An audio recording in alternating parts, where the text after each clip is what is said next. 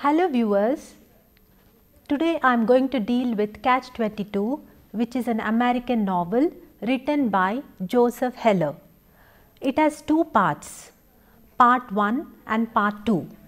The objective of part 1 is to introduce the author and the novel, and also to look at the various events and understand the plot in the novel.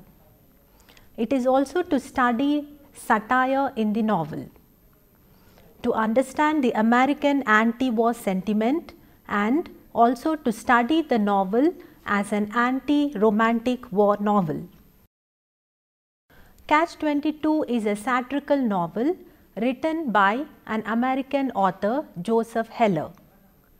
He began writing it in 1953 and the novel was first published in 1961. It has 42 chapters. It is set during World War II in 1943 and is frequently cited as one of the great literary works of the 20th century. It uses a distinctive non-chronological third-person omniscient narration describing events from different characters' points of view and out of sequence so that the timeline develops along with the plot. The novel follows Captain John Yosarin, a US Army Air Force B-25 bombardier. Most of the events in the book occur while the fictional 256 Squadron is based on the island of Pionassa in the Mediterranean Sea west of Italy. The novel looks into the experiences of Yosarin and other airmen in the camp and their attempts to keep their sanity in order to fulfill their service requirements so that they can return home. The phrase Catch-22, a problematic situation for which the only solution is denied by a circumstance inherent in the problem or by a rule, has entered the English language.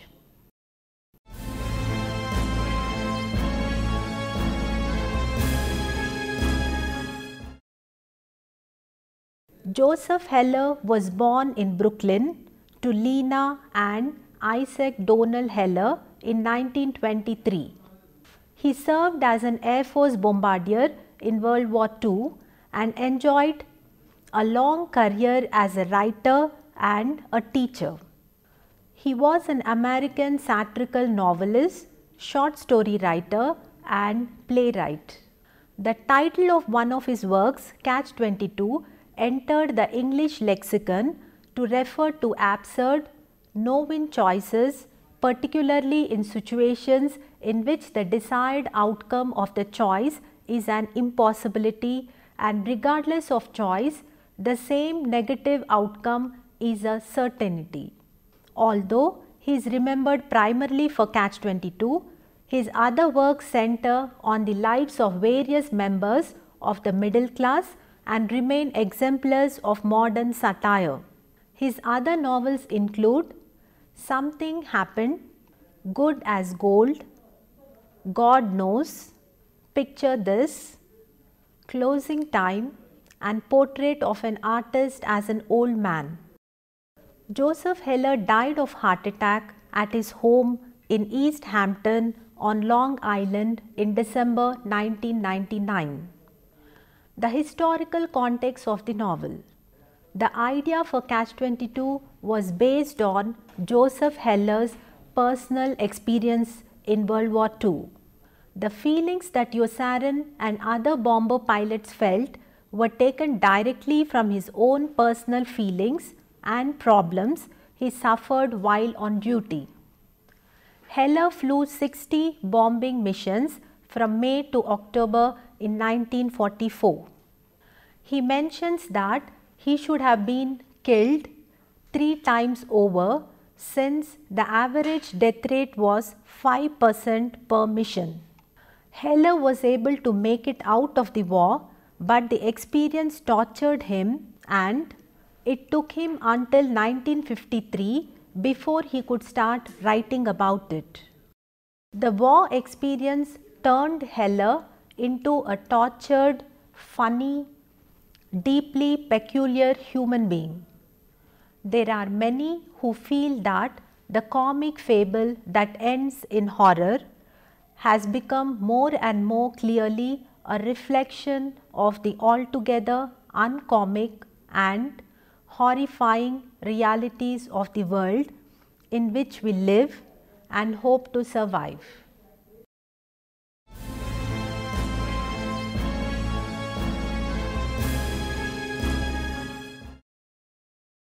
Captain John Yosarin, a World War II bombardier, is stationed on the island of Pionosa.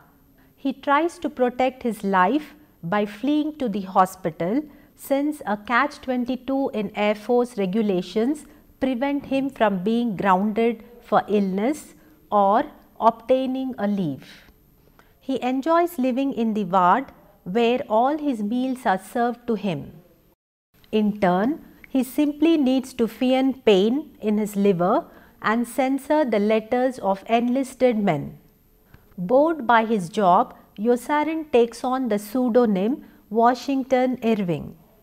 Alarmed by these strange occurrences, the government sends 2 CID men to investigate, but they have no luck in finding anyone called Irving or Washington. Other men also seek the haven of the hospital by feigning illness, but after the mysterious death of the soldier in white, the Texan forces them to return to the front. On the front, the other men are equally as crazy as Yosarin. His roommate or crash lands every time he goes on a mission and talks about putting apples and horse chestnuts in his cheeks. Clevenger, a Harvard graduate, argues with Yosarin about whether or not people must obey their institutions and fight the war. Havemeyer munches on peanut butter brittle all the time and earns the wrath of his men by never taking evasive action on a mission. Doc Daneka, the squadron's doctor, is a hypochondriac who belittles everyone else's illnesses rather than treating them. Chief White Harford constantly gets drunk and brags about his displacement by Americans who strike oil wherever he and his family go. Macquart, Yosarin's brainless pilot, irritates Yosarin by flying his airplane a few inches above Yosarin's tent. Hungry Joe has screaming nightmares, although he denies them each morning, and he gets into fist fights with the cat that belongs to his roommate. Chaplain Tapman, along with his assistant, has been ejected from the officers' headquarters and spends his time peacefully in the woods on the periphery of the camp. He tries to stand up against Colonel Cathcart on Yosarin's behalf, but he is too spineless. His assistant, the atheistic Corporal Whitcomb, constantly abuses the chaplain and collaborates with Colonel Cathcart to have the chaplain court-martialed. Likewise, the commanding officers engage in squabbles and pointless activities.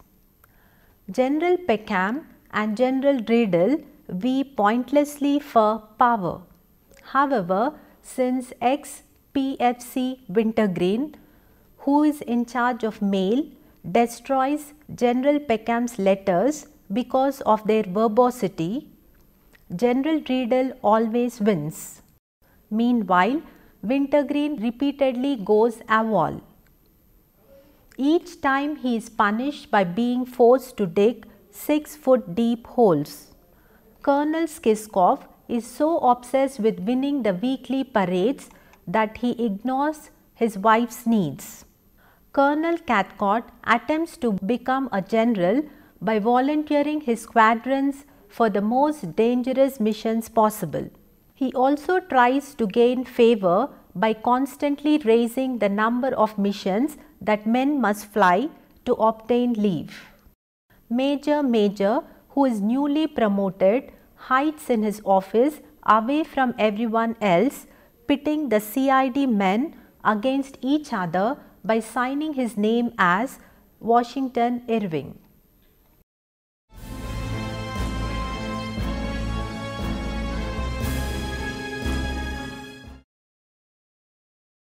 The war takes a harsh toll on the men and their morale. Yosaren's various attempts to be grounded fail. Doc Daneka repeatedly refuses to grant him the orders, basing his arguments on Catch-22. As Yosaren struggles to stay alive, a number of secondary stories unfold around him. His friend Natle falls in love with a Vor from Rome and woos her constantly despite her continued indifference and the fact that her kid sister constantly interferes with their romantic rendezvous. Finally, she falls in love with Natle, but he is killed on his very next mission. When Yosaren brings her the bad news, she blames him for Natle's death and tries to stab him every time she sees him thereafter. Another subplot follows the rise of the black market empire of Milo Minderbinder, the squadron's mess hall officer. Milo runs a syndicate in which he borrows military planes and pilots to transport food between various points in Europe, making a massive profit from his sales. Although he claims that everyone has a share in the syndicate, this promise is later proven false. Milo's enterprise flourishes nonetheless, and he is revered almost religiously by the communities all over Europe. At Avignon, Snowdon is killed and his death functions as the technical climax of Catch-22. The progression of the scene of Snowdon's death is similar to Yosaren's progression throughout the novel. At first, Yosaren thinks that he has control over death and that he can stop Snowdon's leg wound from bleeding and saves Snowdon's life. Later, he finds that death is a force utterly outside his control. The secret revealed to him here is that man is made of inanimate matter and that no human hands can restore life to a body once it has been destroyed by plague, disease or drowning. Yosaren takes Snowdon's secret to heart and he realizes that the impulse to live is the most important human quality. The novel draws to a close as Yosaren refuses to fly any more missions. He wanders on the streets of Rome, encountering every kind of human horror, rape, disease and murder. He is eventually arrested for being in Rome without a pass, and his superior officers Colonel Cathcart and Colonel Corn offer him a choice. He can either face a court-martial or be released.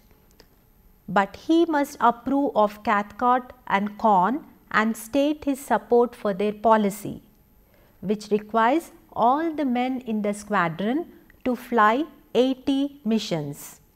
Although he is tempted by the offer, Yosaren realizes that to comply would be to endanger the lives of other innocent men.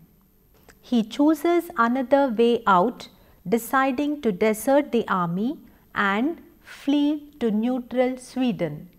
In doing so, he turns his back on the dehumanizing machinery of the military and rejects the rule of Catch-22 and strives to gain control over his life.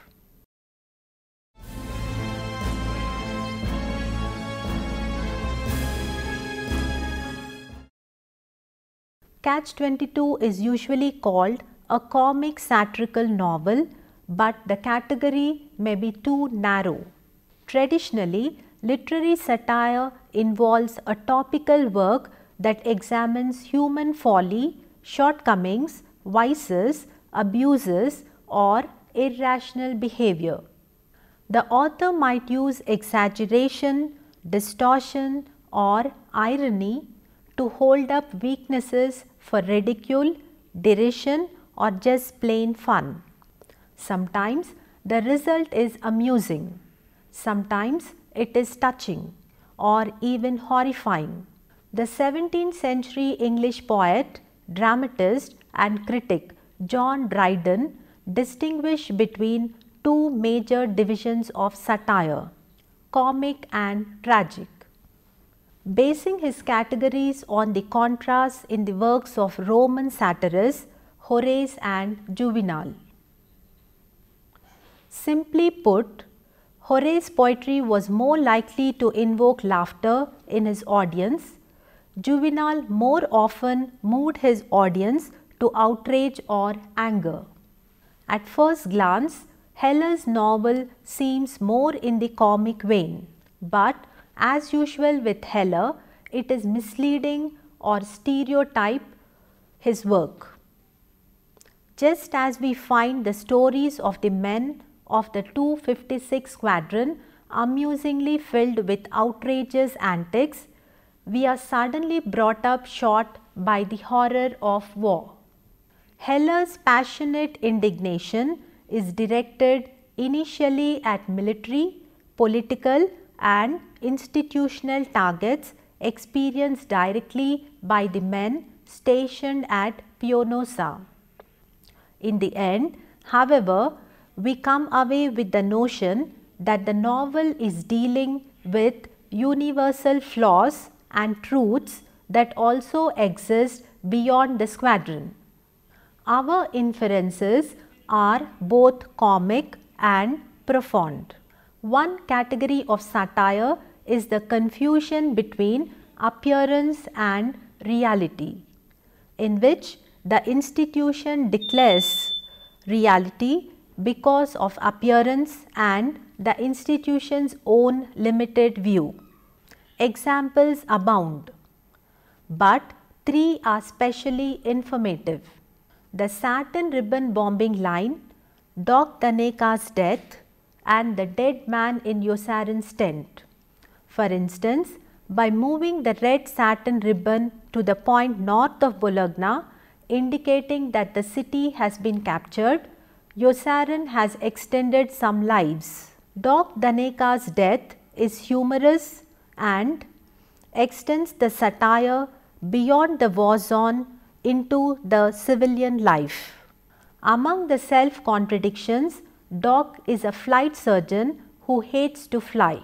For that reason, McWatt usually adds Doc's name in the passengers list so that Doc can draw his flight pay without having to board a plane. When McWatt flies into a mountain and after buzzing about the beach and killing Kit Sampson, Doc Daneka is actually standing on the beach beside Sergeant Knight watching. Without the context of military logic, however, he is on the plane, does not parachute out, and therefore he is officially dead. Back in the States, his wife receives a huge benefit on his death and enjoys her life thoroughly.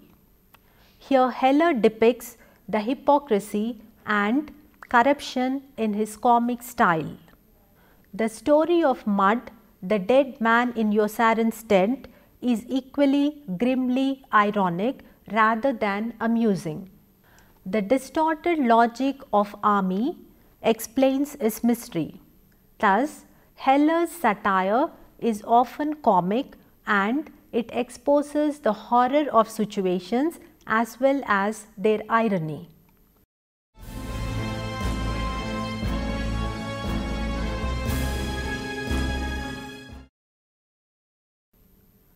Despite its World War II setting, Catch-22 is often thought of as a signature novel of the 1960s and 1970s surrounding the Vietnam War. It was during those decades that American youth truly began to question authority. There was a threat of perpetual conflict, viral distrust of the enemy, and apocalyptic destruction hanging in the air. Hippies, university protests, and the civil rights movements all marked the 1960s as a decade of revolution, and Heller's novel fit perfectly with the spirit of the times. Heller was more focused on the inner workings of the war and personal interactions during wartime, not the broader picture. Heller's view of war is not that it is crazy because world leaders are corrupt or because America is self-interested or duplicitous. He thinks war is crazy for the individual, no matter what the reasons. Regardless of good intentions, war is simply unbearable for people to cope with. Heller's pacifism is thus individualized rather than ideological. Whether Heller was using the war to comment on authority or using bureaucracy as a statement about the war, it is clear that Catch-22 is more than just a war novel. It is also a novel about the moral choices that every person must make when faced with a system of authority whose rules are both immoral and illogical.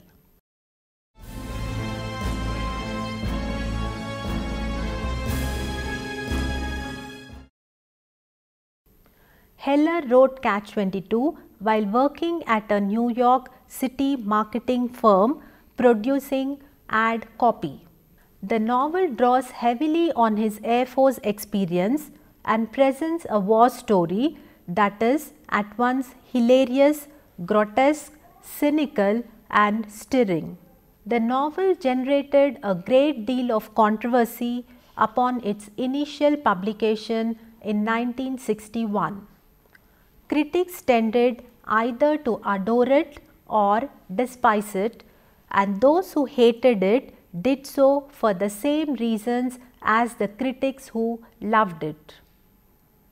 Over the time, Catch-22 has become one of the defining novels of the 20th century. It presents an utterly unsentimental vision of war, stripping all romantic pretenses away from combat, replacing visions of glory and honor with a kind of nightmarish comedy of violence, bureaucracy, and paradoxical madness. This kind of irony has come to be expected of war novels since the Vietnam War, but in the wake of World War II, which most Americans believed was a just and heroic war, Catch-22 was shocking.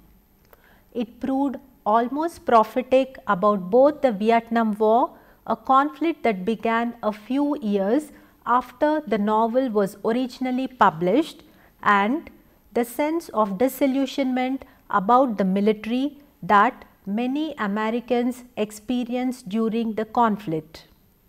Unlike other anti-romantic war novels such as Erich Maria Remarque's All Quiet on the Western Front, Catch-22 relies heavily on humor to convey the insanity of war, presenting the horrible meaninglessness of armed conflict through a kind of desperate absurdity rather than through graphic depictions of suffering and violence.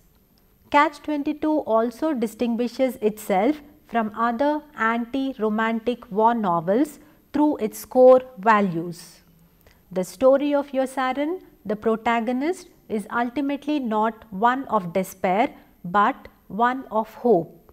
He believes that the positive urge to live and to be free can redeem the individual from the dehumanizing machinery of war. The novel is told as a series of loosely related tangential stories in no particular chronological order. The narrative that emerges from this structural tangle upholds the value of the individual in the face of the impersonal collective military mass. At every stage it mocks insincerity and hypocrisy even when such values appear triumphant.